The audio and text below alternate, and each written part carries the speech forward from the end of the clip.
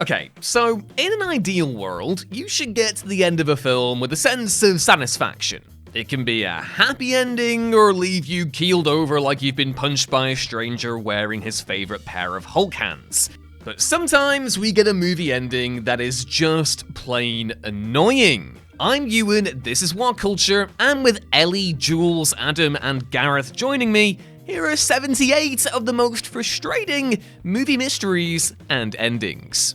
Blake isn't Robin, and Alfred didn't hallucinate Bruce in The Dark Knight Rises. Sure, the ending to Christopher Nolan's Inception is ambiguous, but The Dark Knight Rises, not a chance. Even more than a decade after the superhero threequel's release, many fans swear that two aspects of its ending are up for debate, rather than being, you know, exactly what you see.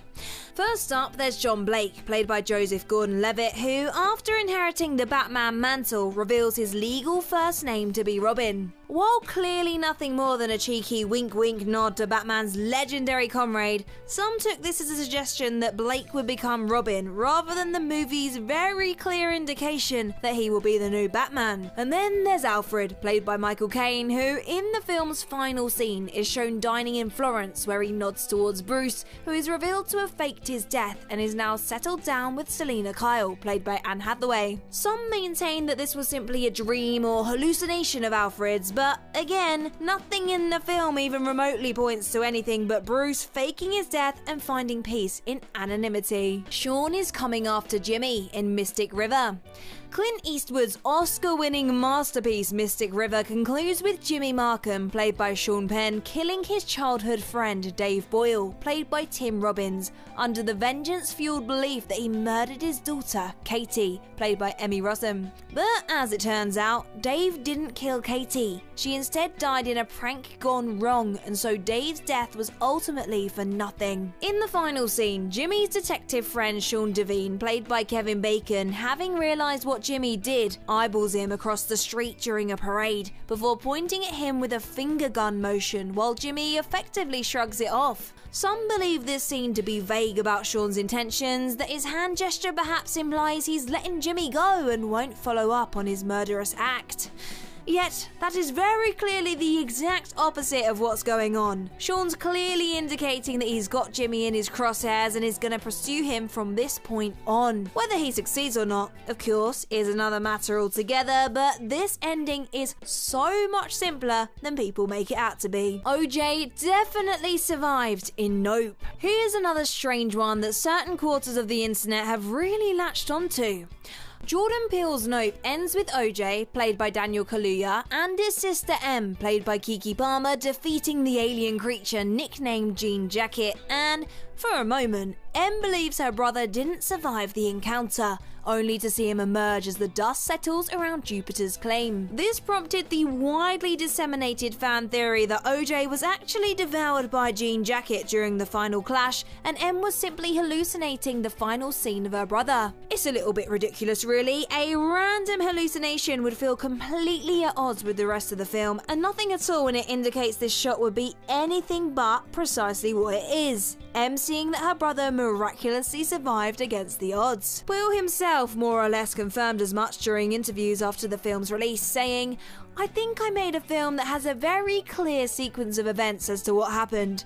I think it is very clear, and I'll leave it at that." The final scene isn't real in The Florida Project. Sean Baker's 2017 indie drama The Florida Project chronicles the life of 6-year-old Mooney, played by Brooklyn Prince, who lives with her young single mother Hallie, played by Bria Vanaithya, in a budget motel near Florida's Disney World.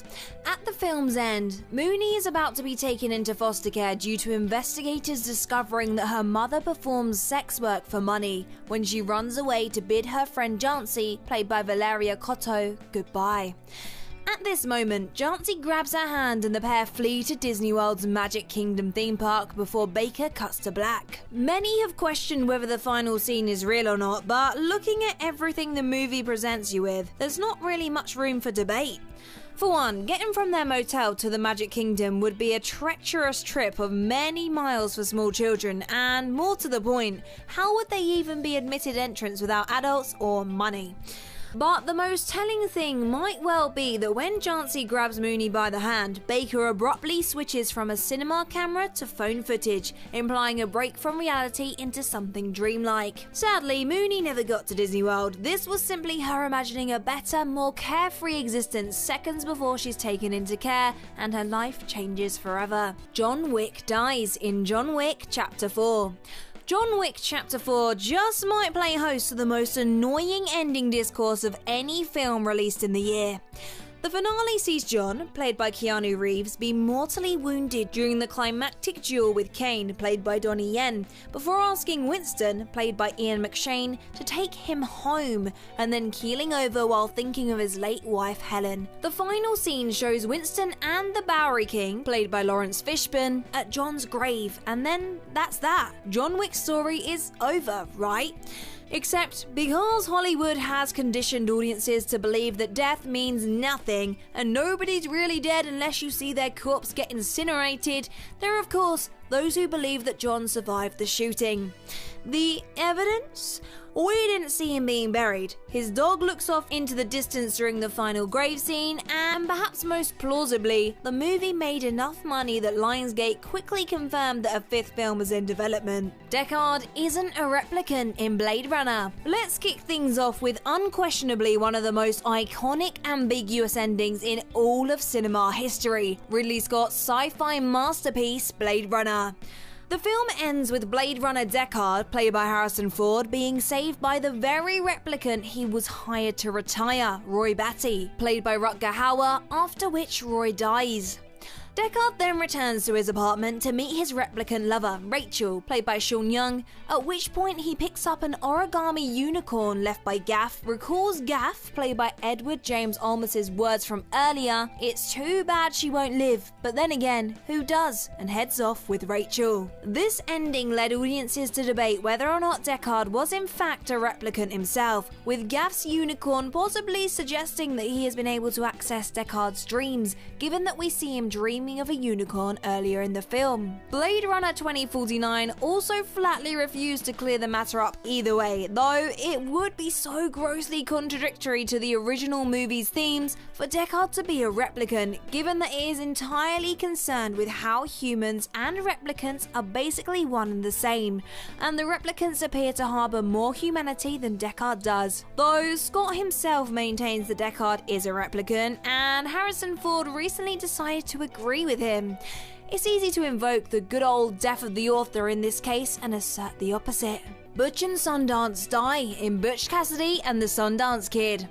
Butch Cassidy and the Sundance Kid has one of the most famous endings of all time, as Butch, played by Paul Newman, and Sundance, played by Robert Redford, find themselves surrounded by the Bolivian army and charge out of their corner, all guns blazing, as the image suddenly freeze frames. The end.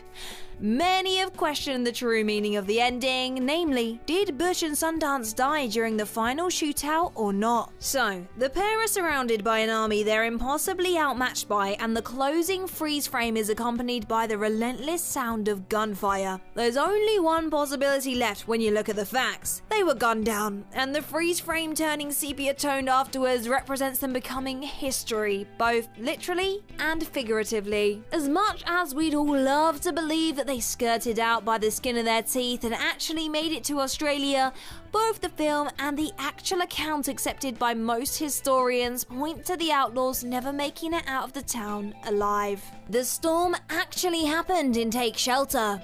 Jeff Nichols' outstanding psychological thriller, Take Shelter, is certainly an ambiguous movie up to a point, but absolutely not in its chilling final moments. The film is centered around Curtis LaFouche, played by an incredible Michael Shannon, a man who begins to have a series of apocalyptic visions about a coming storm and debates whether to protect his family from the storm or his own possible mental decline. At the end, Curtis, his wife Samantha, played by Jessica Chastain, and their deaf daughter Hannah, played by Tova Stewart, take a beach vacation where Hannah suddenly signs the word storm. The family then witness thick, oil-like rain pouring down just as in Curtis's visions, before a gigantic storm is shown rolling in as Curtis prophesized.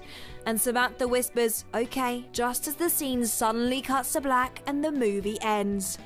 To some, this remains ambiguous. Was Curtis indeed correct about the storm, or is the family now experiencing a shared hallucination? But really, the storm has to be real. For one, the shared hallucination theory feels like a massive stretch, and if the point of the film is to see Curtis and his family weathering the oncoming turmoil together, shouldn't it be something they can actually collectively, tangibly experience, like a physical storm? Loki discovers Keller in Prisoners. Denis Villeneuve's Prisoners is a fascinating example of a film that's often deemed to have an ambiguous ending simply because it doesn't show what is very clearly implied to happen next. In the final scene, Detective Loki, played by Jake Gyllenhaal, visits the crime scene at Holly Jones, played by Melissa Leo's house, where, unbeknownst to him, Keller Dover, played by Hugh Jackman, has been sealed in a hidden pit in the yard. Keller is in luck though, having found his daughter's whistle, which can be heard faintly in the distance as Loki stands in the yard. Loki initially dismisses it as an ambient noise, but upon hearing it again, freezes in his tracks, and the film abruptly cuts to black. In the decade since Prisoners' release, audiences have argued over whether or not Loki discovered Keller, but there's really no debate about this one. He absolutely did. Loki would find the source of the sound, being a detective and all, and rescue Keller.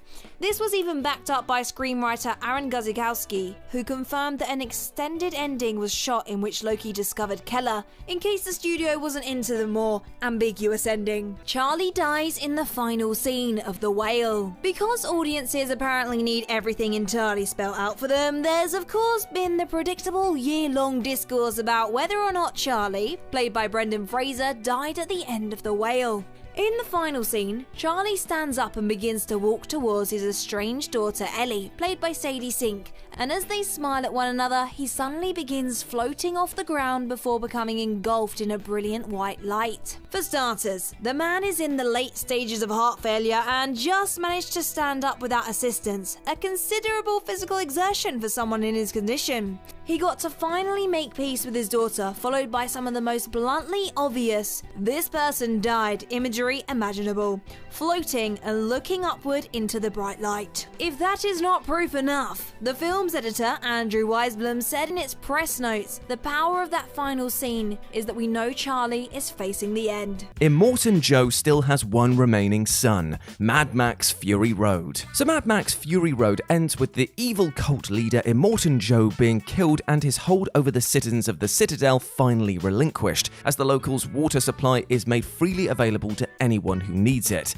It's a triumphant, fist-pumping ending, except for the fact that it's easy to overlook one thing: Joe still has one surviving son in the mix. Though we see several of Joe's heirs perish throughout the film, in the final scene, one of them remains, the physically disabled Corpus Colossus. While Corpus gets virtually no character development in the film itself, the peripheral Fury Road comic book series fleshes him out considerably, revealing him to be a fiercely intelligent strategist. More to the point, the comic confirms that after the events of the movie, Corpus follows in his father's footsteps and strangulates the Citadel's water supply, fearing that freely giving the water away to every thirsty person would make them look weak. And so, the cycle begins again. Valentines Signal kills millions of people. Kingsman, the Secret Service. The ridiculous scheme of Kingsman's villain, Richmond Valentine, involves him giving free SIM cards to everyone on the planet, which will allow him to transmit a signal that turns the global population murderously violent, resulting in a worldwide culling of, air quotes, undesirable people. Though Valentine is killed at the end of the movie and his plot foiled, the film and its sequel conveniently glosses over the fact that Valentine did actually activate the signal for a fair old while, which would have surely resulted in a colossal death toll all over the world. Given that the global population of 7+ billion, it's clear that the signal would have caused a lot of vulnerable people in particular, like children, elderly and otherwise infirm, to be murdered by those around them. This would have had a massive worldwide impact. A large portion of the next generation would have most certainly been wiped out, and society at large would surely exhibit major techno-skepticism for the considerable future, setting back human progress by decades at the least. Then there's the fact that the large chunk of the world's leaders were in Valentine's back pocket, and they're now dead, probably resulting in a violent power struggle all over the globe. We can only assume that none of this was addressed in the sequel because co-writer-director Matthew Vaughn realised that he'd written himself into a bit of a corner with this whole Signal plot. The Ewoks definitely ate the Stormtroopers. Return of the Jedi. Return of the Jedi, of course, introduced the world to the Ewoks, a race of adorable, bear-like critters who help bring down the Empire. The Ewoks also happen to be carnivorous creatures who, as you might remember, almost end up eating Luke, Han, and Chewbacca upon meeting them. The misunderstanding all gets worked out, and the heroes end up partying with the Ewoks in a rather rapturous celebration on Endor at the end of the movie. Amid this happy ending, though, it's easy to forget a certain grim implication, that while the Ewoks chose to spare the heroes from being spit-roasted, they probably didn't afford the same mercy to the Stormtroopers that they captured. For a brief moment in the closing party sequence, we can even see an Ewok drumming on some Stormtrooper helmets, suggesting that they probably ended up chowing down on them during the celebration. The inference was grim enough that Disney even addressed it in an episode of the animated series Star Wars Forces of Destiny, where Leia convinces the Ewoks not to eat the Stormtroopers. Even if you accept that Leia saved the Stormtroopers from being slow-roasted, I mean, the short is definitely canon after all, it doesn't excuse the fact that the Ewoks have presumably barbecued their fair share of enemy combatants over the years. As cuddly and as cute as they might appear on the outside, these creatures are really feral savages. Forrest's son has AIDS. Forrest Gump. Forrest Gump concludes with the deeply upsetting revelation that Forrest's love interest Jenny has succumbed to an unknown virus, which is very clearly implied to be HIV/AIDS. Forrest is now left to care for their son, Forrest Jr., which, while being a sweet and fitting departure point for the story, leaves viewers to consider whether young Forrest Jr. is himself infected with the virus. Back in 2019, the film's screenwriter, Eric Roth, confirmed that his original script for a Forrest Gump sequel, which was scrapped in the wake of 9/11, would have seen Forrest Jr. indeed stricken with AIDS. He had this to say: "It was going to start with his little boy having AIDS, and people wouldn't go into a class with him in Florida. We had a funny sequence where they were desegregation busing in Florida at the same time, so people were either angry about the busing or their kids having to go to school with a kid who had AIDS, so there was a big conflict." Whew. All in all, it's probably for the best that Forrest Gump was a one-off, right? An energy magnate amasses even more power. Inception. Inception's cathartic finale sees Cobb successfully implanting an idea in the mind of Robert Fisher to dissolve his father's energy company, Fisher Morrow. The mission was organized at the behest of Saito, the head of Fisher Morrow's rival company, Proclus Global, who in exchange for his competition being wiped out would use his power to have Cobb's criminal record wiped clean and allow him to return to the United States. On the surface, it's a happy ending which sees Cobb reunited with his family, unless you subscribe to the theory that he's still dreaming, of course. But the real kicker is that we've essentially witnessed an already extremely powerful man amass an even greater amount of power. With his one rival dismantled, Saito is a presumably unstoppable energy magnate, and given his noted ability to get criminals off the hook at a drop of a hat, it's easy to believe that he'll use his influence for more nefarious, over benevolent means in the future. Cobb effectively handed him an energy monopoly,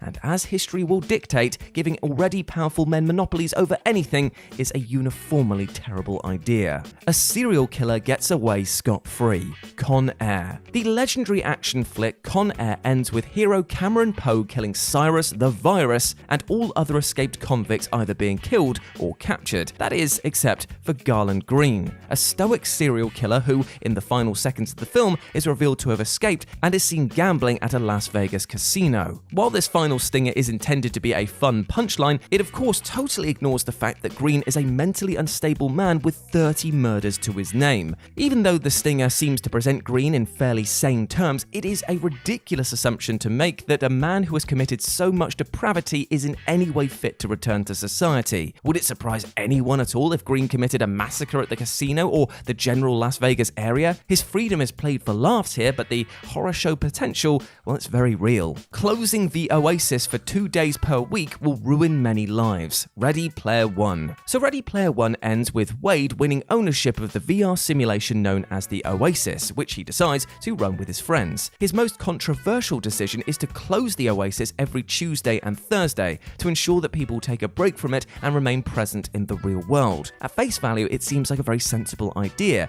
and one that passes commentary on how aggressively technology is integrated into our own lives. Moderation is key, except Wade's concrete solution doesn't seem to account for the many people whose livelihoods and mental health are maintained by the Oasis. For starters, people actually use the Oasis to make a living. An entire economy exists within the VR world, which will be massively hobbled by shutting down for 2 days during the week. In a world where chaos and poverty are rife, cutting people's financial lifeline off for almost 30% of the week is majorly irresponsible. And then there's the fact that for a lot of people who lack the mobility to explore the world either financially or physically, the Oasis is an everyday boost to their mental well-being, allowing them to interact with far-flung friends and experience things that they could never do in real life. Does taking that away from them in such strict terms really seem like a responsible thing to do? Rose's marriage meant less than a 2-day fling. Titanic. Let's pour one out for the most truly tragic character in James Cameron's Titanic, and that was the man Rose married after she survived the titular ship sinking. At the end of the film, where Rose is either asleep or dead, we envision her being reunited with Jack on the Titanic's grand staircase,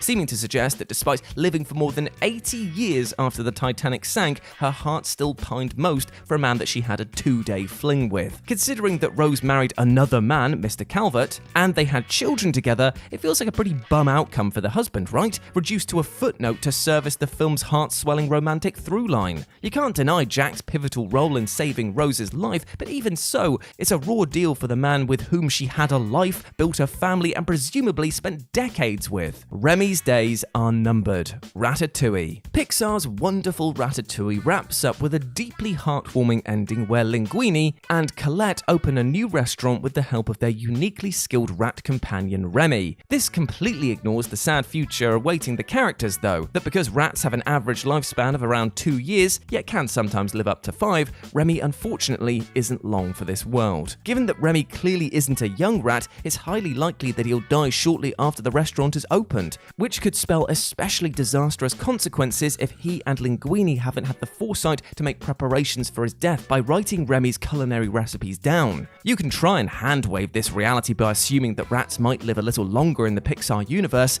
but that is a huge reach, and you know it. Alan and Sarah are secretly traumatized. Jumanji. So Jumanji ends with Alan, who has spent the last 26 years trapped inside the titular board game, finally completing the game and being sent back to 1969, along with his love interest and fellow player Sarah, to effectively relive the time that he lost while being stuck in Jumanji. We then cut back to the new 1995 timeline, where Alan and Sarah are married and expecting their first child, and they once again meet Judy and Peter, the children that they played Jumanji with in the original 1995. The kicker, of course, is that Alan and Sarah retain at least a significant portion of their memories from those torrid 26 years, where Alan was stuck in Jumanji and Sarah was left deeply traumatized by Alan's disappearance into the game. Effectively, when they went back to being children in 1969, they had the mental capacity of 40-something adults, which would be existentially terrifying for so many reasons, not least that you wouldn't outpace all of your peers in emotional intelligence, but also not be taken seriously by adults. Then there's the fact that they had to relive almost 30 years of life, which, while perhaps a relief for Alan, might not be so for Sarah, who may have been a lot less keen to relive even a happier version of her younger life. Though a veneer of happiness is presented by this ending, it's extremely difficult to believe that there isn't some serious trauma beneath the surface, trauma which even the most well-trained psychologist isn't really equipped to deal with. After all, who would actually believe them? Nate becomes a mass murderer in Uncharted. The Uncharted movie changed a lot of the lore between its two main characters from the game series, but the core was the same. Victor Sullivan essentially recruited and mentored a young, talented Nathan Drake, albeit slightly older on the big screen. Drake's thieving career hadn't got any further than lifting fancy jewelry or drinking in the bar where he worked, but Sully took him straight to the big time in hunting down Magellan's lost treasure. With such a promotion, however, came a lot more competition for the prize. In fighting both Moncada and Braddock's people, Drake got his hands dirty almost immediately, but towards the movie's conclusion, conclusion, these fistfights evolved into sword fights and gunfights.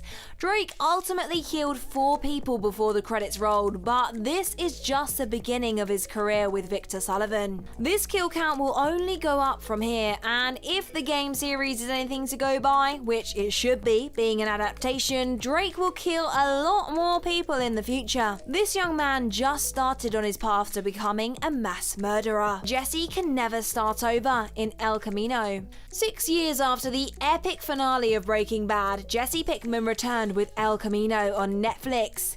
Following directly from Jesse's escape from Jack and Todd, the movie showed what happened next and gave fans closure on exactly how the character's story ended. As was the case with both Walter White and Saul Goodman before him, Jesse utilized the talents of Ed and headed off into the distance with a new name and a new identity. After spending an entire movie tying up loose ends and scraping together money for a new life, this was about as much as Jesse could have hoped for. However, to call this a happy ending would be incredibly short-sighted. After the trauma of what Jesse went through, there could be absolutely no starting over. He woke up next to Jane's body, he watched Andrea get shot in the head, he was a captor against his will, and he was mentally abused and manipulated.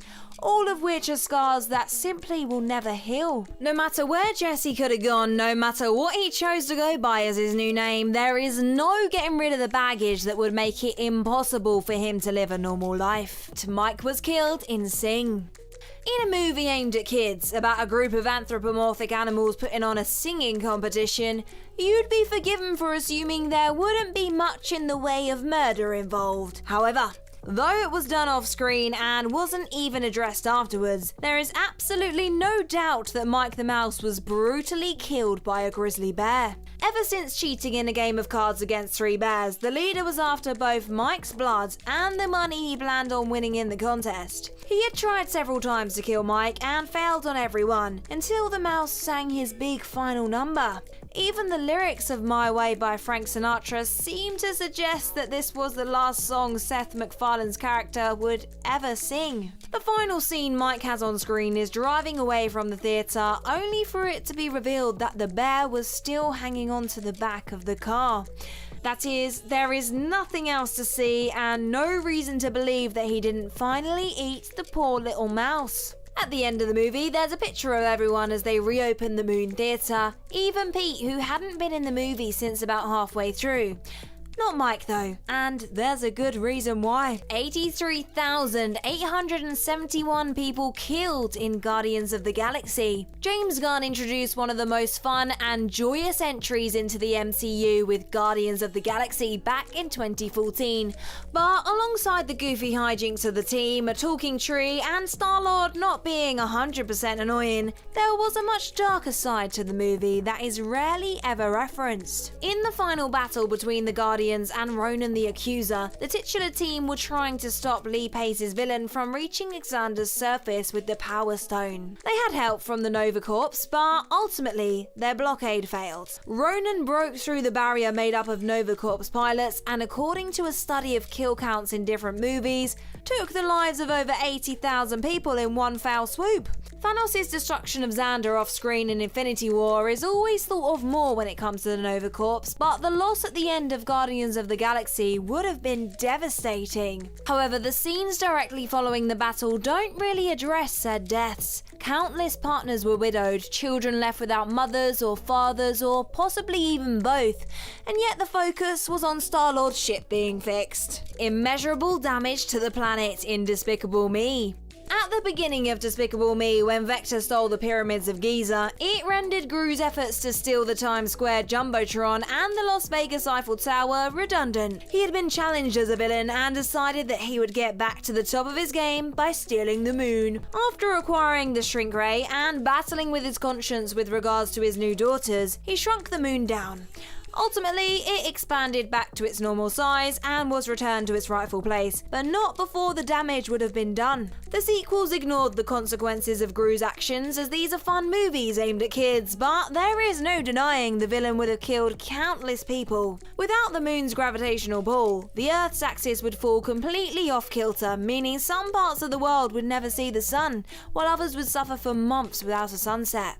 According to astronomy.com, these effects wouldn't necessarily take place immediately, which just means that Gru has condemned untold future generations to death. Dewey faced no consequences in School of Rock. Jack Black is an absolute gem of a Hollywood star at this point in his career, though he had appeared in a smattering of different projects and was known mainly as one half of Tenacious D. School of Rock was when a lot of the world fell in love with him. Dewey Finn is something of a lovable loser, down on his luck, but still with the dream of making it big in the music biz. So he takes the next natural step. He pretends to be a supply teacher and essentially hijacks an entire class to make a new band. Of course the kids love it. They actually make a damn good band too, and everything does work out in the end.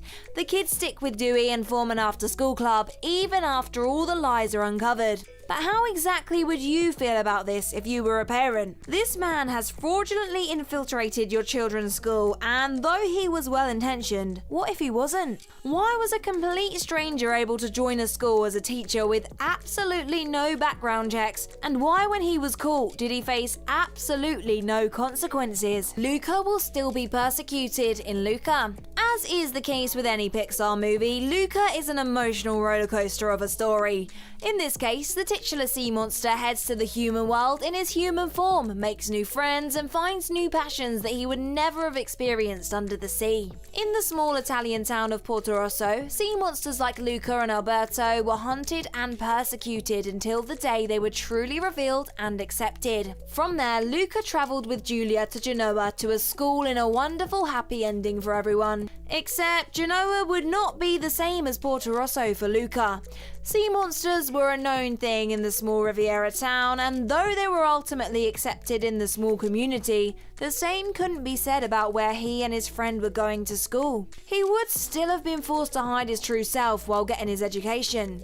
This means that any time there was rain, he would be cornered. No swimming in public, no spilled drinks, and who knows how perspiration works in this universe. Either way, Luca would have still ultimately lived in mortal terror of being discovered as a sea monster no matter where in the world he settled. Lockhart's memory never returned in Harry Potter and the Chamber of Secrets. The position of defense against the dark arts teacher brought some colourful characters to Hogwarts, to say the least. One of the most notable being Gilderoy Lockhart. Though he didn't necessarily teach the children anything, strictly speaking, he was Harry and Co's teacher in their second year. Portrayed wonderfully by Kenneth Branagh, the character was egotistical, narcissistic, happy to take credit for the work of others, and all-round detestable. All this and more may make sympathy for him something of a rare commodity, but even taking all this into account, he didn't deserve the fate he ultimately received.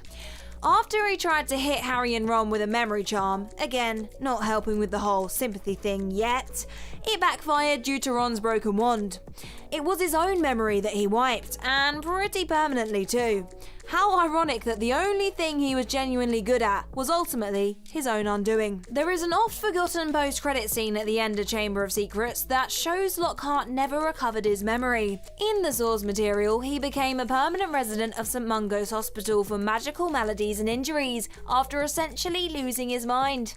No, he was not a good person, but this seems an incredibly harsh punishment. Fletcher's methods are validated in Whiplash. J.K. Simmons is nothing short of a treasure of an actor with one hell of a range. Simmons has portrayed characters both loved and hated, but even taking into account the likes of Jameson and Invincible's Omni-Man, there's no one quite like Terence Fletcher. The antagonist of Whiplash was impossible, manipulative, and both physically and mentally abusive towards his students.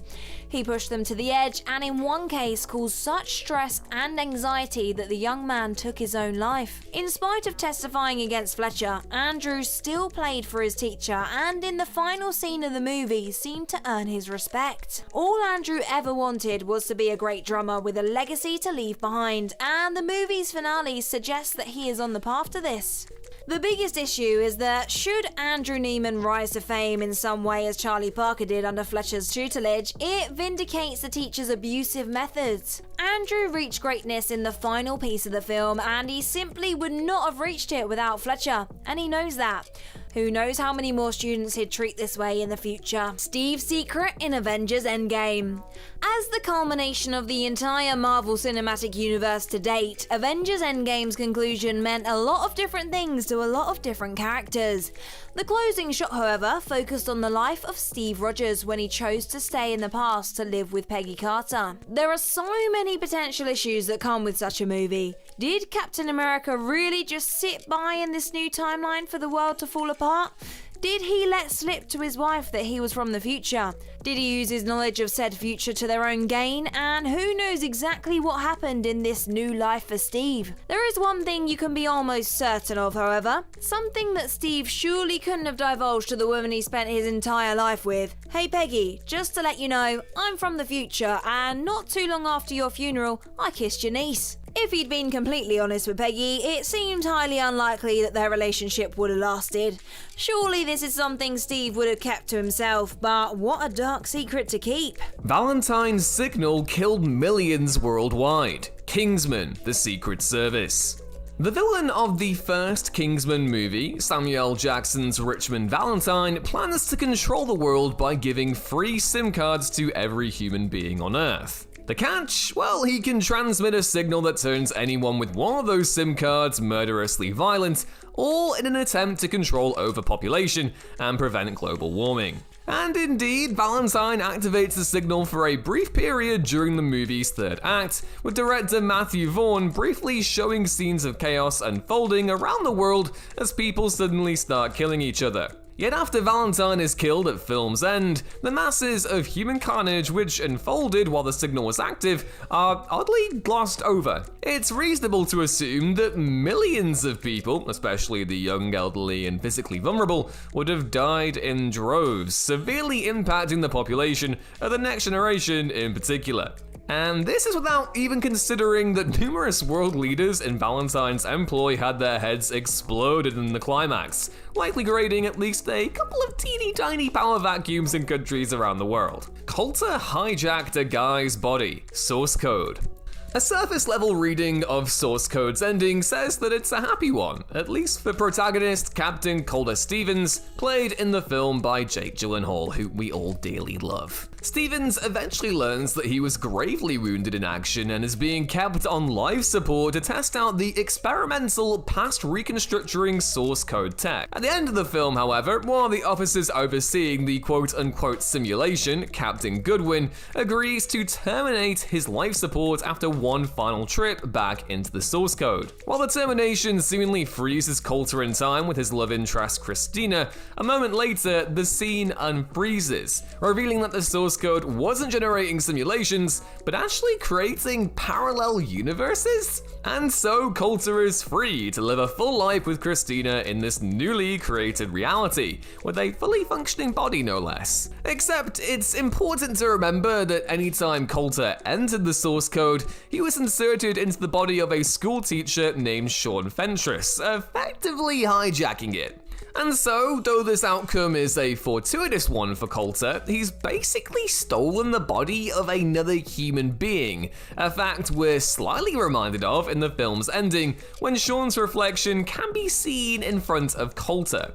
As if Sean's consciousness being obliterated wasn't bad enough, his family and friends will have to deal with him having no memory of them whatsoever. Marty's brain struggles to accept his new past. Back to the Future. Back to the Future's ending sees Marty McFly ensure that his parents do indeed get together in 1955, thereby securing his own existence. However, doing so also ends up changing his present of 1985. At the start of Robert Zemeckis' film, Marty's father George is cowardly and timid, his mother Lorraine is not doing great, and his siblings have really failed to do anything with their lives. But at the end, their fates have been changed. George is a successful sci-fi author and an assertive human being. Lorraine is happy and healthy, and his siblings are doing well for themselves too. Basically, Marty's entire life up to this point has been fundamentally altered, and while the film keeps it ambiguous precisely how Marty's memories will now work, there are basically two options we have to work with here. Number 1, Marty either has no memory of his present and has to awkwardly wing it for the rest of his life, or number 2, his older memories will slowly fade in over time, given that the movie confirms that aspects of the present will slowly update after the past is changed, like with Marty's photo of his family. Either way, it's going to be a tough period of adjustment, having no memory of a childhood the rest of his family vividly remembers, or having to experience his memories being gradually reshaped over time, which kind of sounds like a bit of a nightmare. The whole movie is Walker's dying dream, point blank. Obligatory one of Ewan's fave movies entry here. John Borman's Point Blank was the director's 1967 masterpiece, an ethereal, dreamlike descent into the California underworld with a career best Lee Marvin as our guide. The film was adapted from Richard Stark / Donald Westlake's Parker novels, namely The Hunter. Side note, if you enjoy comics too, the late great Darwin Cook adapted Stark's Parker novels in the 2010s, and they are all gorgeous and well worth checking out. But yeah, Point Blank, and spoiler alert of course if you have not seen the film already, and please do go do that if you haven't because it's amazing. The film stars Marvin as Walker, a wronged professional criminal with a ruthless mean streak who sets out to take revenge on those who double-crossed him and stole his score. Marvin's character drifts through California ran through a pop art lens, systematically taking down those who wanted him to stay dead. The film ends with Walker at the same place he was originally left for dead at, Alcatraz Island, fading into the darkness to avoid one final double cross. But it's also possible that Walker could be fading out of existence altogether. Several reads of Point Blank, the most notable posited by critic David Thompson, have suggested that the film is really Walker's dying fantasy, a series of visions promising revenge before he succumbs to his wounds on Alcatraz in the encounter we see at the beginning of the film. It's also possible to look at Walker as something of a spectre. While Point Blank's supernatural elements aren't explicitly telegraphed, and it's perfectly acceptable to read the film more literally as Walker's actual revenge, Borman himself did say that it's possible for Walker to be seen as a, quote, ghost or shadow. Whichever read you have of Point Blank, its ending is still devastatingly good. Ewoks Eat the Stormtroopers, Star Wars Episode VI, Return of the Jedi. Much as Episode VI of Star Wars ends the original trilogy on a triumphant note, the galaxy-wide celebration is hampered somewhat by the sly implication of human eating.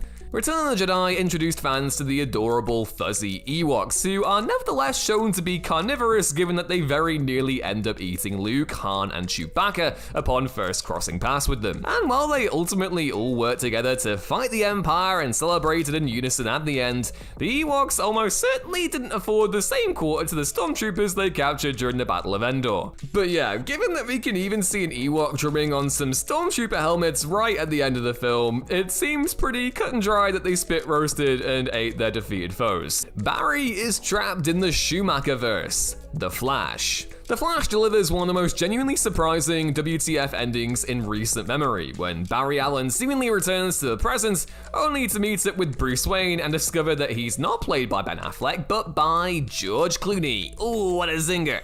While on the face of it, this might seem like a mere goofy, nonsensical gag on which to end the film, a head-scratching closing moment to set up a sequel that will never arrive. Good going yet again, Warner Brothers. It's actually a sort of twisted, ironic fate for this incarnation of the Flash. Just think about it. Barry has effectively been banished to the Schumacher-verse of Batman Forever and Batman and Robin.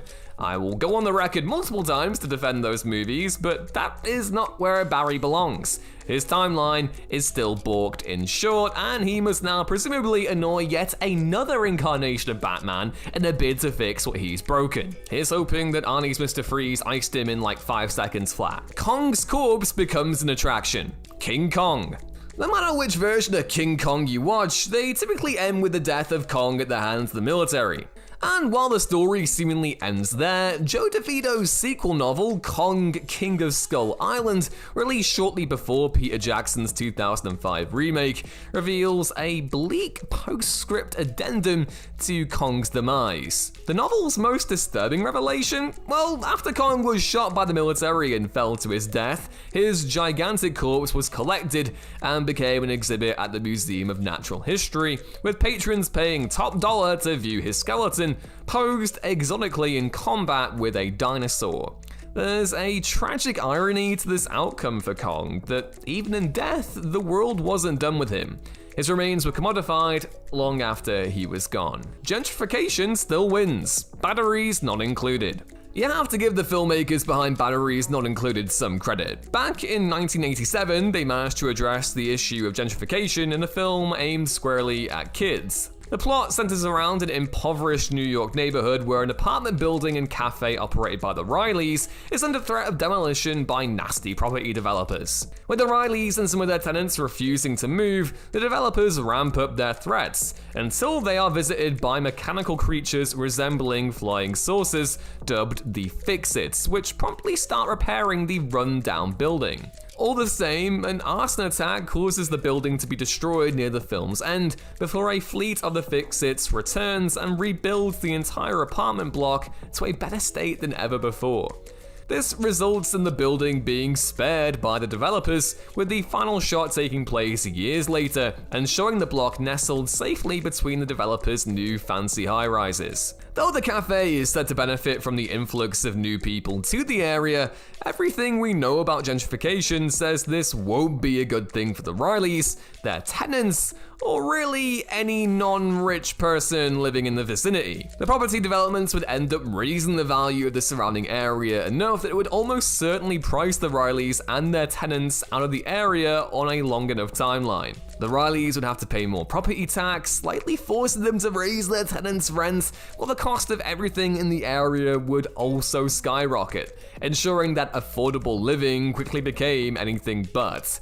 As a closing shot, it's a triumphant image of defiance, but one grimly undone by cold, hard reality. There are those mysteries that continue to nag us long after the credits have rolled, knowing that shifting studio priorities mean that we might never get an answer after a cancellation of an intriguing show. Annie Lost. More than 10 years after it finished, there are still questions being asked about Lost, so let's focus on one small mystery. Annie. Annie appeared in only one episode, The Man Behind the Curtain, in the flashbacks for Benjamin Linus. Ben's backstory saw him arrive on the mysterious island with his alcoholic father in 1973, and was miserable. His only friend was Annie, a small girl that arrived around the same time. Unlike his father, Annie remembered Ben's birthday and gave him a small doll of herself. After that, we never saw Annie again. What happened to her? We know that Ben kept a hold of the doll, referring to it as his birthday present when asked about it, but she didn't appear to be amongst the Dharma Initiative folks that were killed by the others in 1992. Some speculated that Annie would turn out to be Kate, since she used the alias Annie while on the run, but this was not the case. Actor Michael Emerson even noted that Annie being absent from the rest of the show was a missed opportunity. Caitlyn Heroes. During the second season, Peter wakes up in Ireland to find that he has no memory of who he is or how he got there. He's taken in by Caitlyn, whose criminal brother causes some trouble. Ultimately, Peter accidentally drags Caitlyn to the future, a version of 2008 where 93% of the Earth's population have been wiped out by the Shanti virus and the survivors live in quarantine zones. Peter and Caitlyn are hosed down and processed. Peter is extracted by his mother Angela, who helps him to overcome his amnesia. While he is walking down a corridor, he sees Caitlyn in a line of people being deported and attempts to get her out, but instead he transports himself back in time again. Come on, Peter, you're meant to be a hero, aren't you? Since that timeline never came to pass, did Caitlyn cease to exist? What did everyone see flash forward?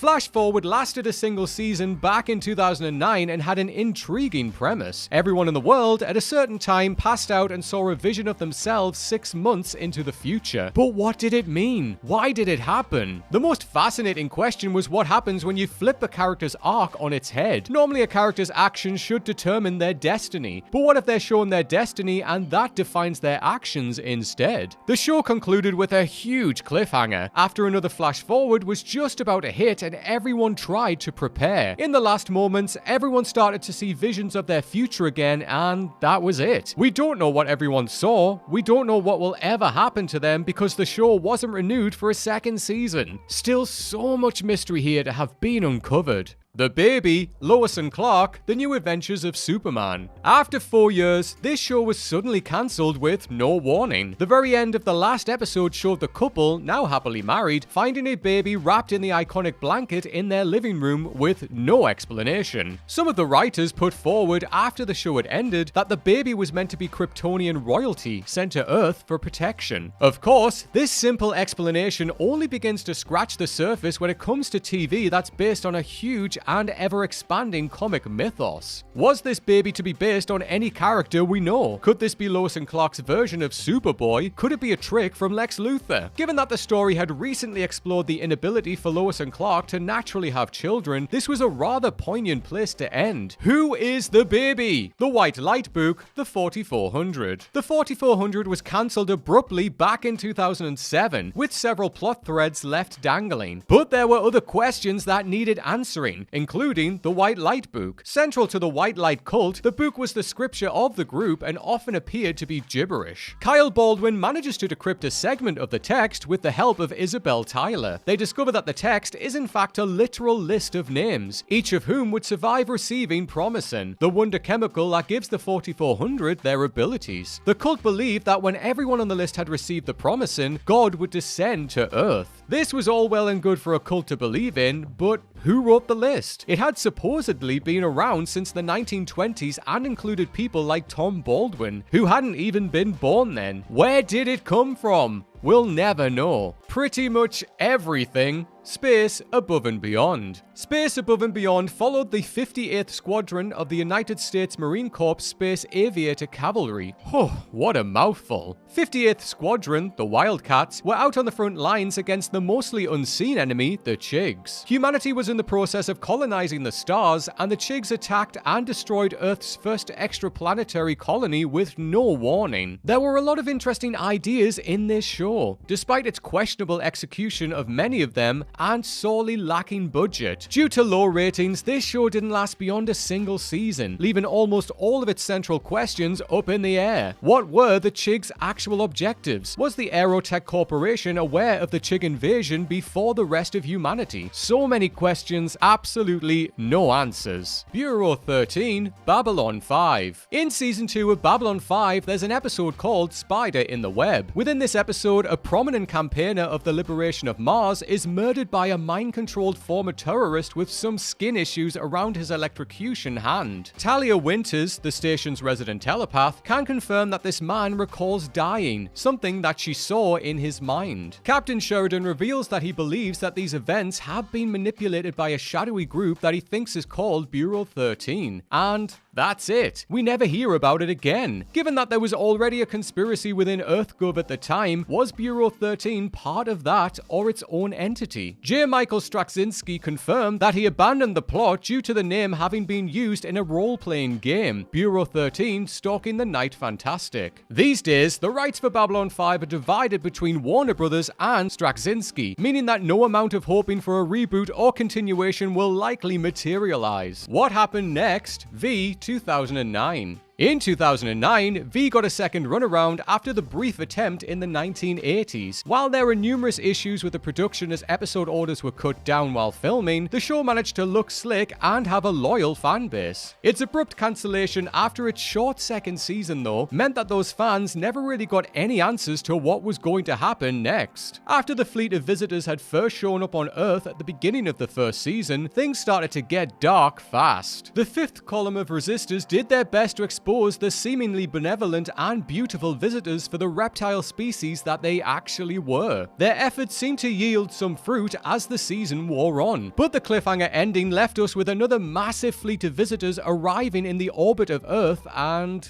that's it. That's all we'll ever know about the reptile people who were trying to take over the world. The humanoid figure, Star Trek Enterprise. The first episode of Star Trek Enterprise introduced its principal overriding plot, the temporal Cold War, which was purposely vague and nebulous. The audience didn't get to know how many factions were involved, what everyone's goals were, or how it was going to play out. There was one question, however, one mystery that does need an answer. Who was the shadowy humanoid figure that seemed to be influencing their actions? Since the prevailing fan theory was that it was going to be Jonathan Archer in the distant future somehow, there should have been some closure on this one before sweeping the temporal Cold War under the rug. Of course, unlike almost anything else on this list, there's still a slim chance that some kind of answer might be presented to us at some point in the future. Star Trek is on our screens again, with a myriad of different series available to its avid fans. So, here's hoping. 2x2, Hands of Blue, Firefly. We all know that River was a little strange and she saw things that were about to happen. And one of the things that she saw was two men who were asking after her in the aftermath of the train job. These two men did appear in much closer proximity in the episode Ariel, where they used a device to reduce all the security guards and passers-by to quivering corpses while in the pursuit of River. However, we never got any kind of answer as to who these two men were and who they worked for. While it was indicated that they were in the employ of the Blue Sun Corporation, who exactly were the Blue Sun Corporation? While Serenity did a good job of rounding out the series, it wasn't able to quite tie up all of the loose ends, and this was one of them. Some movies that were intended to be part of a franchise or to start one weren't always successful in generating a follow-up to expand on that initial story. Morbius. The movie that flopped twice. Before Morbius was released to cinemas, it had already received a bad reception due to the casting of Jared Leto as the title character. The original release of the film took $163 million worldwide box office, including just $74 million domestically. That may sound like a big number, but for Sony, it was considered a financial bomb. In the first post-credit scene, we see Michael Keaton return as the Vulture, and he has been transported into this universe, no doubt from the magic used in Spider-Man No Way Home. A news report says Keaton's character will soon be released from jail, as he hasn't committed any crimes in this reality. The second post-credit scene sees Morbius and the Vulture meet, somehow back in his full supervillain suit, with Adrian Toomes claiming he thinks the Wallcrawler has something to do with Toomes' sudden appearance in that universe. From there, Vulture suggests that himself, Morbius, and some others should team up to do some good. However, since the movie's release and re-release, Sony currently hasn't made any plans for a Morbius sequel. Godzilla 1998. 1998 Godzilla produced a more modern-like version of the infamous lizard. However, the film wasn't really well received by audiences or critics.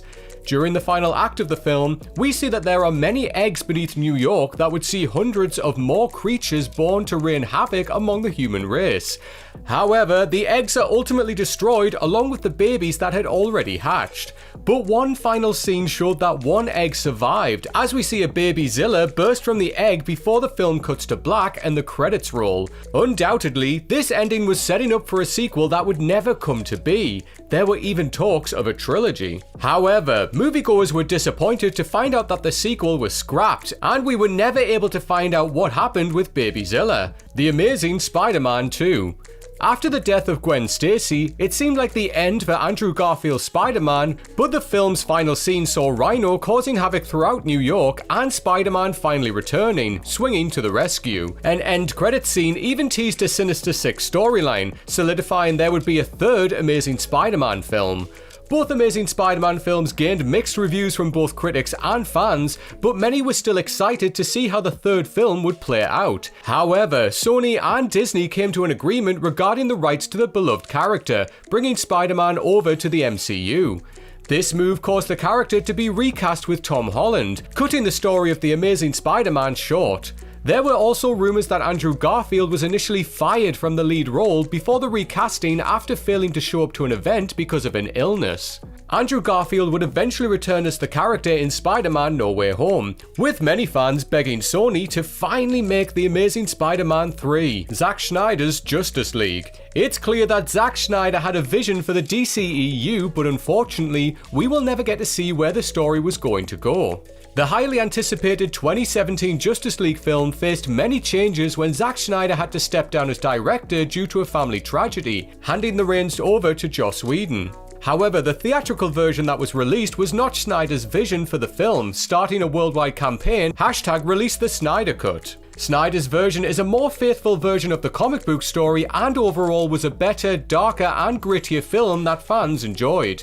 The film ended with a massive cliffhanger showing Clark Kent turning bad after Lois Lane dies, killing both Diana Prince and Arthur Curry. The nightmare sequence saw the return of Jared Leto's Joker, Deathstroke working alongside Batman, and surviving members of the League to defeat the crazed Superman, who has since joined Darkseid and destroyed the Earth. However, major shakes-up with DC happened after the films were released, with James Gunn being appointed as the new co-head of DC. With Gunn's involvement, DC has since abandoned all previous work and is starting to relaunch the DCEU again with a new cast and storylines.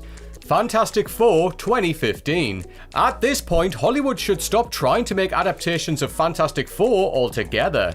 Rumours of studio meddling meant that the moviegoers didn't see the vision that Josh Trank had for the film, which would allegedly had been far better than the version that was released. While the film featured a stellar cast, it wasn't enough to save the film from becoming both a box office and critical failure.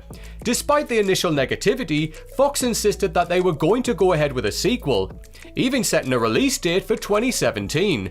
However, during that time, the rights of the characters were moved back to the MCU, in which Marvel quietly removed the sequel from their schedule in late 2015.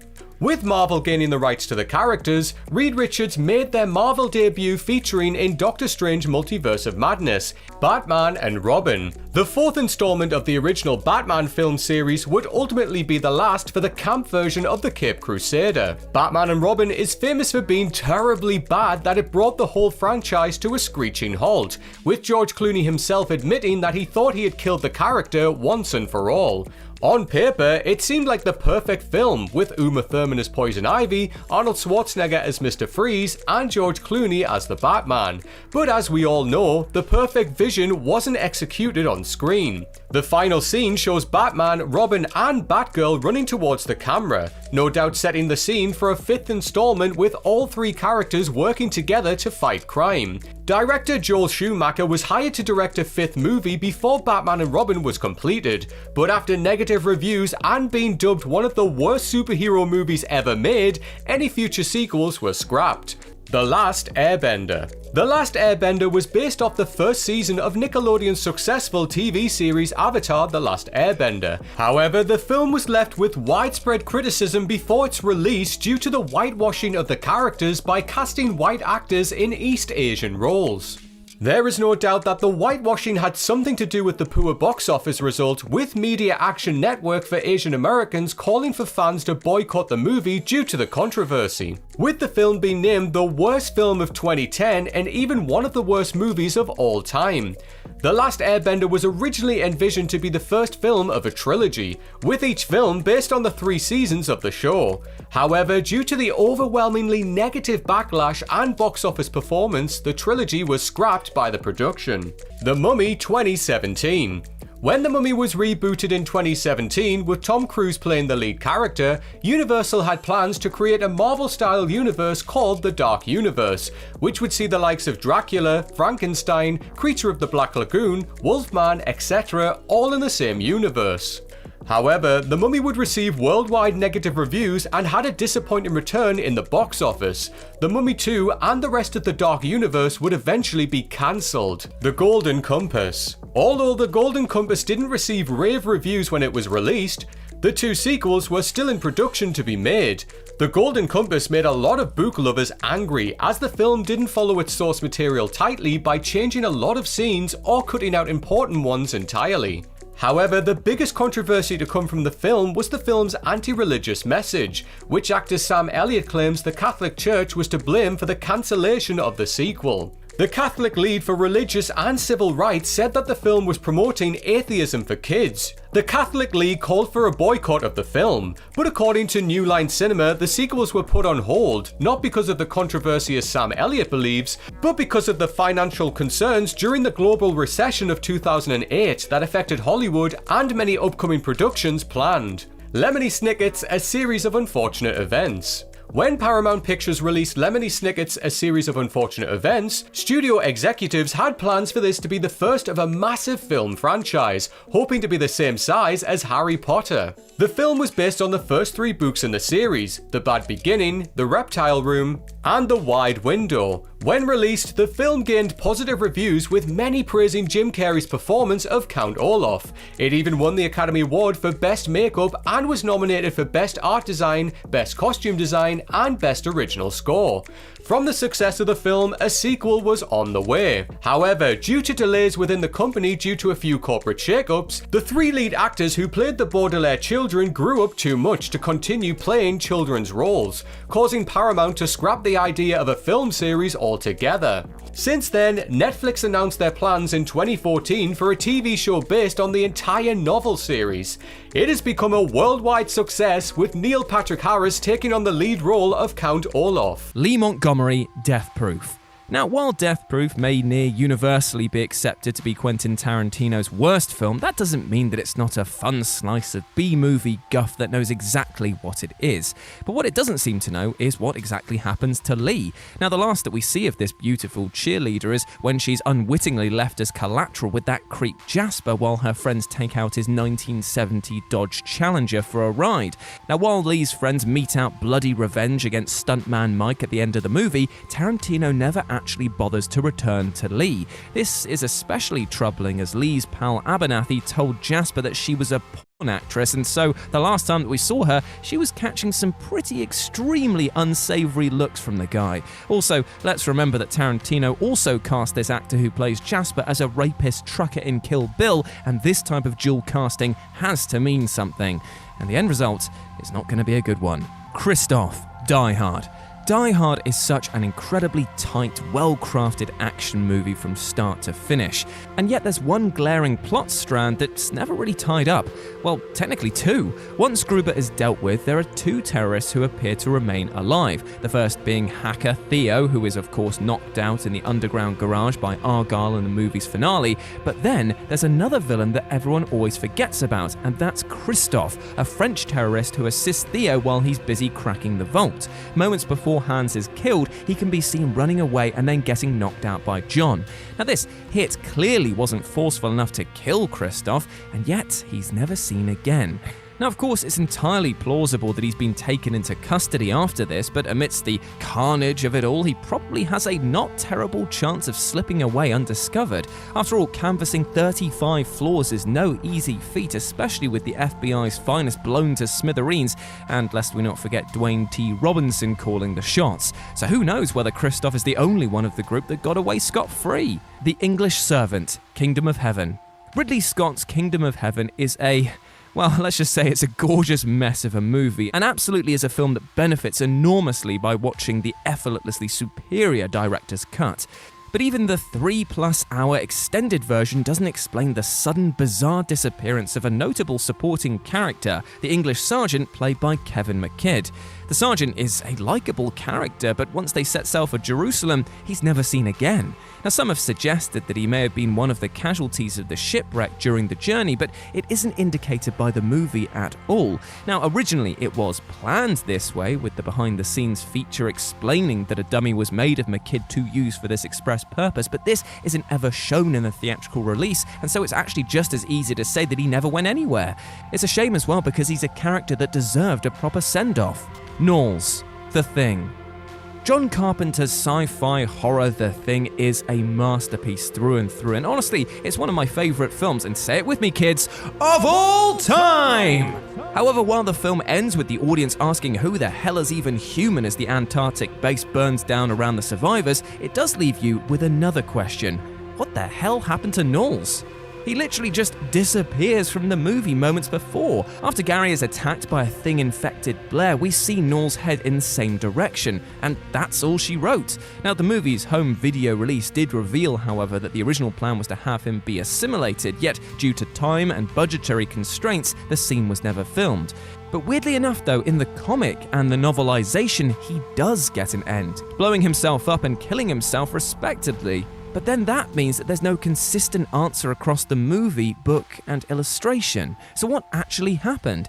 Well, maybe he just sat down next to Mac 2 seconds after the film ended and just asked for a swig of petrol. Who knows? The Puppy, Apocalypse Now.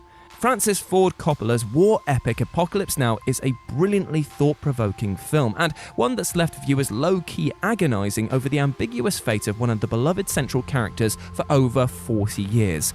Of course, we're talking about the adorable puppy, which is informally adopted by the soldiers during their mission, and then it just bafflingly disappears when they're ambushed later in the movie. The cute canine serves as a striking metaphor for innocence throughout the film, so perhaps it's actually quite fitting that the pup vanishes into thin air along with it. Given that the dog disappears when the gang is attacked, it's reasonable to deduce that it was either killed or jumped overboard and paddled to shore, but despite its absence being noted to the audience, it's never followed up on. Then again, Coppola is hardly much of a sentimentalist, so it's hardly surprising that he refused to have the puppy rejoin Captain Willard and his pals at the end. Still though, what happened to the dog? Paul Holt, Friday the 13th, Part 2. After Jason is seemingly, air quotes, killed in the climax of this supremely dopey but brilliant slasher flick, survivors Ginny and Paul are resting up back in their cabin when, all of a sudden, Jason bursts through the window grabbing Ginny. Except it's all a dream, at which point Ginny awakens to find herself being tended to by medics, and while calling out for Paul, she finds that he's nowhere to be seen. None of the subsequent news reports or glimpses at Jason's makeshift cabin confirm that Paul indeed died, leaving his fate weirdly ambiguous for such a bloodthirsty slasher flick. The film's screenwriter Ron Kurtz did, however, confirm that the original filmed ending more explicitly implied that Paul was dead, with the decapitated head of Jason's mother Pamela smiling creepily rather than being totally motionless as is in the actual ending of the movie, which is all just even more strange. Caesar Flickerman, The Hunger Games Mockingjay Part 2. Stanley Tucci's casting as the Hunger Games' master of ceremonies, Flickerman, is one of the franchise's several note-perfect decisions, playing the part as he does with a deliciously entertaining mix of high camp and scarcely veiled contempt. And despite being a major character in the franchise, he disappears long before the end of Mockingjay Part 2, with his ultimate fate being left entirely ambiguous. In both the movie and the novel, he makes his last appearance announcing the apparent death of protagonist Katniss. Whether he'd been eaten alive by the newly liberated citizens, arrested, or simply let go is anyone's guess. But in fairness, back in 2011, franchise author Suzanne Collins stated that he did indeed survive the rebellion due in part not being directly affiliated with President Snow. However, given that she was talking about the books and there are many clear differences between them and the movies, it doesn't necessarily mean that his screen counterpart also survived. Peggy Brandt, The Mask. Jim Carrey's The Mask is one of the rubber-faced comics' best movies, and it's aged surprisingly well over the last 25 years. But there's one major character who is conspicuously absent from the third act of the movie, reporter Peggy Brandt. She ends up betraying Stanley to gangster Dorian and is, well, never seen again. It's jarring given the expectation that there be some kind of follow-up to her duplicity, and yet there's nothing. But as it turned out, truer to the harsher tone of the comic on which the movie was based, director Chuck Russell originally filmed a macabre scene in which Peggy is murdered by Dorian. Once she gives Stanley up, she's thrown into a printing press, after which a series of blood-stained newspapers are printed out reporting her demise in a, air quotes, freak accident. Despite how well executed the scene is, Russell felt that it was out of step with the rest of the film and was also toying with the idea of bringing Peggy back for the sequel. So instead, Peggy just vanishes and the rest of the movie continues without her. Weird. While we at least know the original intent, given that the deleted scene was cut for specific storytelling reasons, we can't possibly conclude that it sufficiently explains her absence from the rest of the plot. The Four Other Bastards, Inglourious Bastards. By the end of Quentin Tarantino's blood-soaked masterpiece Inglourious Bastards, the 11-member team of Nazi-hunting bastards has seemingly been whittled down to just Lieutenant Aldo and Smithson.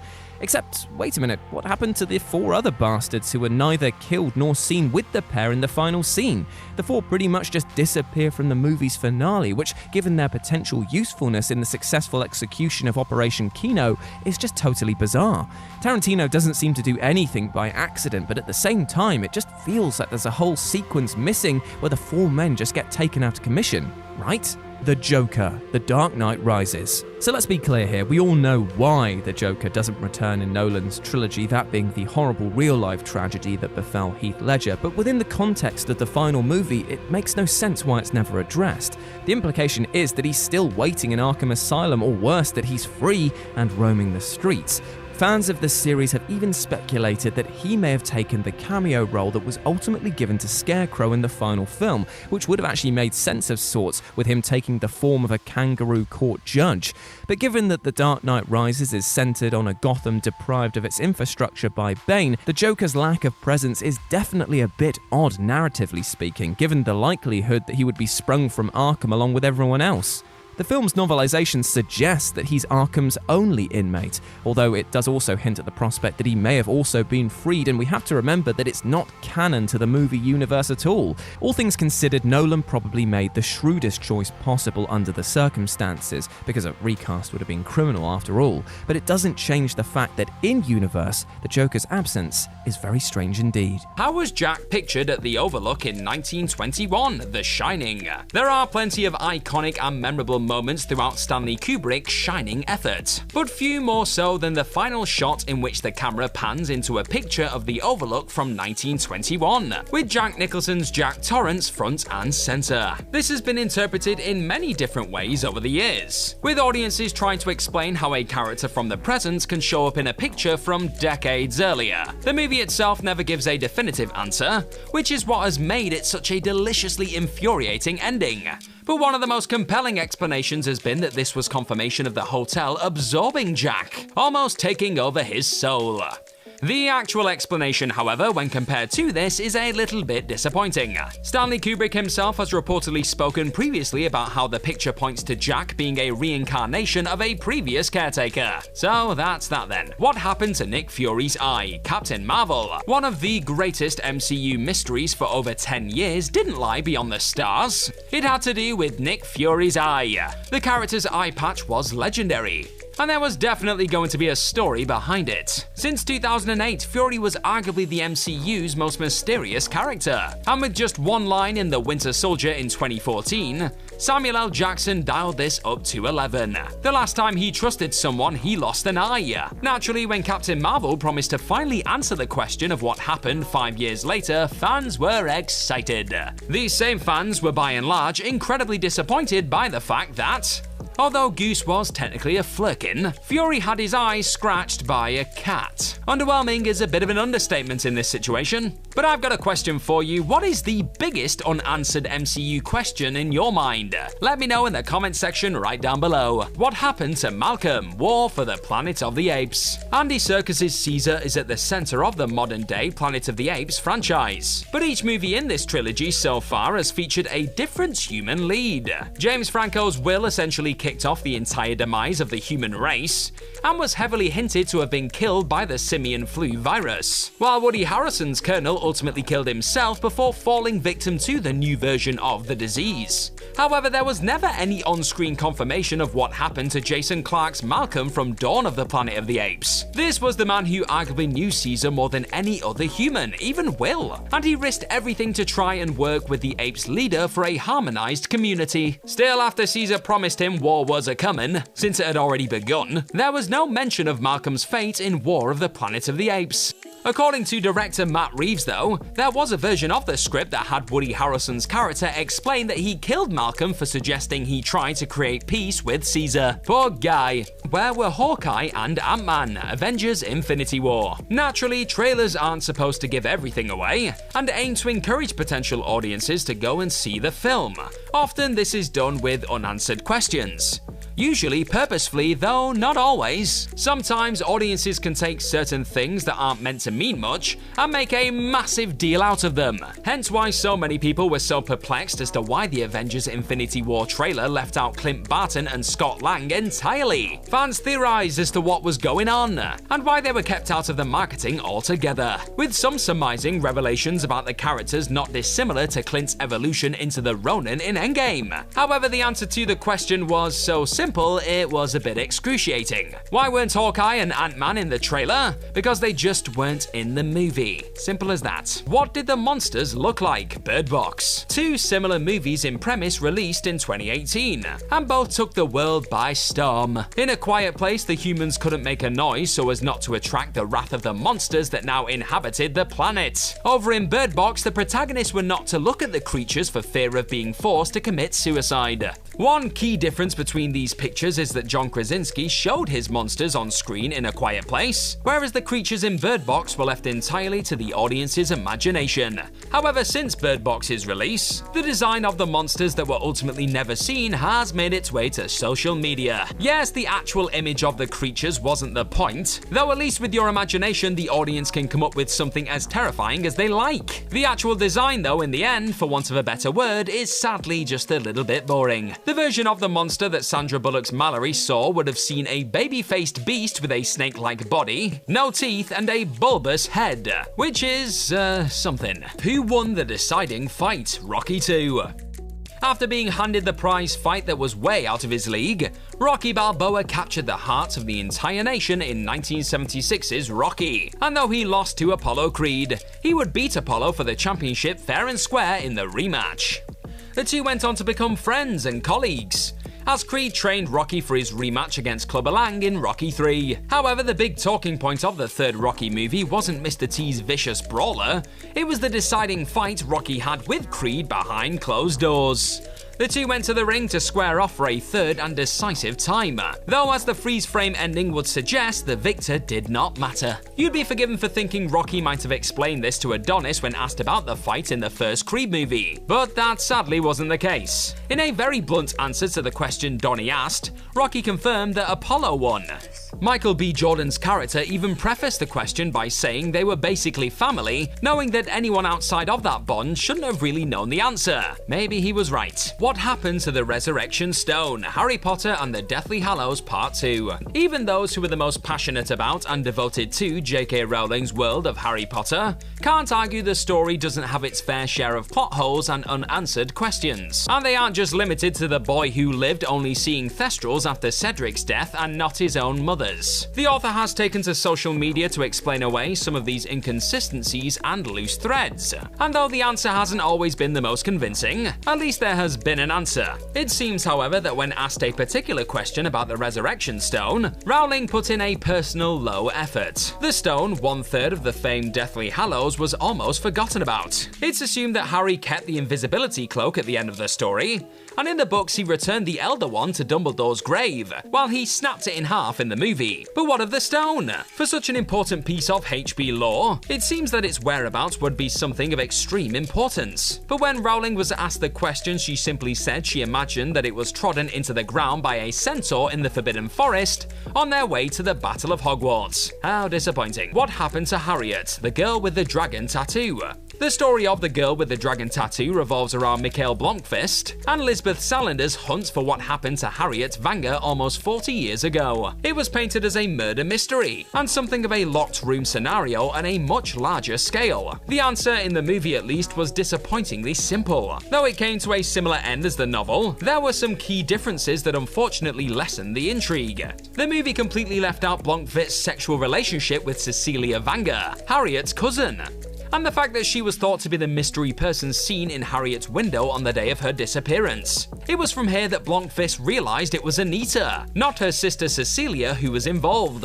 After following that thread, he found Harriet alive in Australia. In the movie, this arc was condensed considerably, with Blomkvist surmising that the Anita he met was actually Harriet, still living in Sweden, far too easily. It's understandable that not every detail of the story will make it to the screen adaptation, but these were some key pieces to what made the answers so compelling that were unfortunately omitted. Was Decard a replicant? Blade Runner. The first Blade Runner made sure not to give audiences a definitive answer to that question, a strategy that was also taken by the sequel 35 years later. There are theories certainly surrounding the unicorn, but the internet is still alive with debate in spite of the fact that Ridley Scott has outright answered the question previously. Much like the winner of the Rocky Creed Decider, you could argue that the correct answer doesn't much matter, hence why such closure was never really given.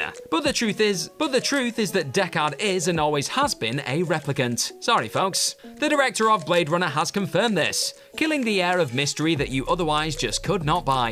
Again, this feels like a question that shouldn't have an answer, but annoyingly does. Who killed Duke? Glass Onion. There were plenty of mysteries that Benoit Blanc needed to solve throughout Glass Onion, one of them revolving around the death of Duke. It seemed as though the target was Miles Bron, though his gun-toting friend bought the metaphorical bullet instead. But who was the one who killed Dave Bautista's character? The answer infuriated Blanc because it was so dumb. And the only semi-intelligent thing he did all movie he stole directly from the detective himself. However, Duke's death was pretty simple. After he drank from Miles' drink, which contained the pineapple juice he was so deathly allergic to, it was assumed that Miles' drink was poisoned and that the billionaire was the target. Miles basically told everyone that Duke drank from the wrong glass, but in reality he handed him the glass knowing the liquid inside would kill him. It was, again, very simple, annoyingly so, but it worked within the realms of the story because it was supposed to be.